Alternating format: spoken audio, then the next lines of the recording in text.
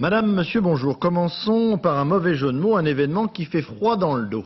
Cet événement ne s'est pas passé sous nos yeux, mais il a bien eu lieu en Antarctique. Un bloc de glace de la taille du Luxembourg, 3200 km², 720 milliards de tonnes de glace viennent de se détacher sous l'effet du réchauffement climatique de la planète. Le dernier événement en date de cette envergure remontait à 30 ans et c'est 1/2 degré seulement de plus qui est la cause de cette rupture. Quelles conséquences sur le niveau des océans? Explication, Patrice Pellet, Béatrice Blondeau. C'est un pays qui est à la dérive, un pays grand comme le Luxembourg. Cette plaque a plus de 3000 km² et contient 720 milliards de tonnes de glace. La dislocation a commencé le 31 janvier dernier. Sans aucun problème, les 220 mètres d'épaisseur du glacier ont été tronçonnés, comme lorsqu'on coupe un gâteau avec un couteau. Larsen B que l'on voit ici sur cette photo satellite est donc à la dérive et fond. C'est le réchauffement de notre planète qui serait responsable.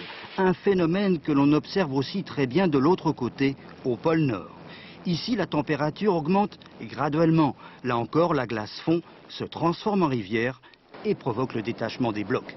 Le sol est perturbé car le permafrost est exposé au soleil, à la chaleur, au vent. Il y a davantage de pluie.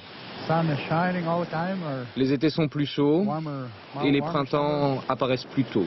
Je ne sais pas ce qui pourrait arrêter tout ça. Stupéfaction dans la communauté scientifique. Il n'aura fallu que 35 jours pour que la plaque se détache. Et la zone Larsen B a déjà perdu 40% de sa surface en 5 ans. Un phénomène que les spécialistes surveillent depuis plusieurs années. On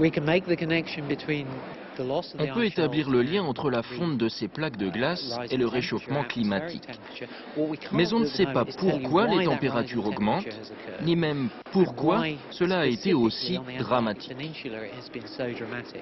Question préoccupante, ce glaçon géant peut-il vraiment faire monter le niveau des océans?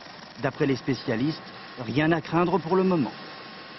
Et lorsque le glaçon aura fondu, eh bien le volume total d'eau n'aura pas changé. On aura exactement le même niveau d'eau. Et c'est ce qui se passe en fait dans l'océan lorsque ces icebergs, ces plateformes de glace vont fondre dans l'océan.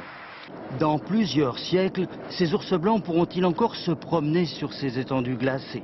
À l'heure actuelle, personne ne peut encore l'affirmer. Tous les scénarios sont envisageables. La Terre est fragile. Notre avenir ne dépend que de nous.